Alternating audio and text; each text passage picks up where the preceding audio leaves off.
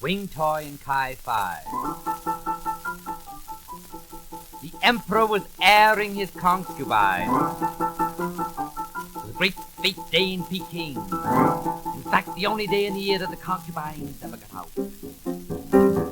The Empress always remained home at such a time because she knew damned well no one cared what she looked like. Everybody was too interested to see what the Emperor really did.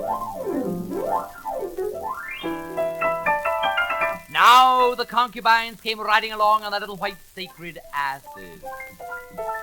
They were all dressed in feathered shorts, and under their long lacquered nails they carried a light lunch. The Emperor knew them all by name. He had no memory for faces, only places. Directly behind the concubines came a great pack of Pekingese. They were as big as lions in those days. It took 10 centuries of bonding to bring them down to subnormal.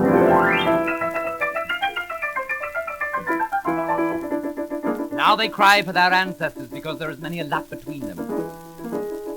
Now sitting at the end of the dingiest doorway in Peking was Wing Toy the potter. A very bad potter was he. He couldn't keep his eyes off the concubine, and at the same time keep his little wife Chisai upstairs. Chisai was one of those wives who was pretending to trample on rice powder. But all the time she knew she was doing something quite different. Now at the head of the procession rode Kai Fi, the Emperor's favorite. She was only 12, and her hair was like blue midnight, and her skin was tea-colored, and her career was so new to her she couldn't help from laughing.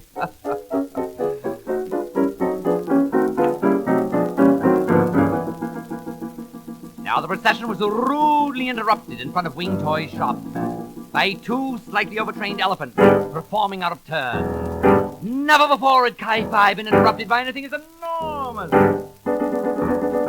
So she jumped right off her little white sacred donkey and went over to Wing Toy at his amazing exhibition. Wing Toy was making a frieze for the Emperor's Tower of Deception, a frieze of outrageous warriors being pursued by river dragons, who in turn were being bitten by imaginary fleas in the forms of jumping virgins. Kai Fi knew nothing about symbolism, but she adored the idea. Suddenly the potter said, "O'er a dozen feather of a hummingbird, what wilt thou?" And she said, "Oh, Potter, she's quite old for 12. Immortalize me in your frieze of fun, because next year I shall no longer be the Emperor's favorite."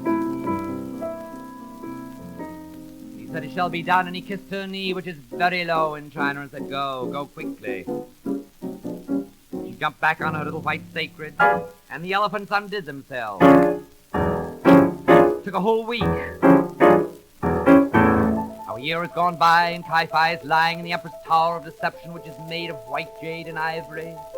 And as she looks up over the Emperor's right shoulder on the ceiling, she sees the great frieze of Wing Toy.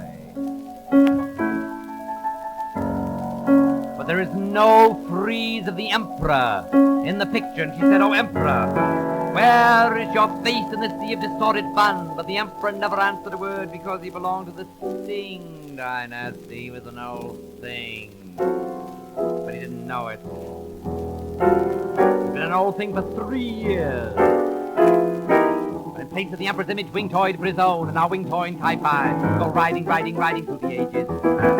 While all that remains of the Sing dynasty is a heap of impotent ashes and the name of Lady Mendel, famous Pekingese.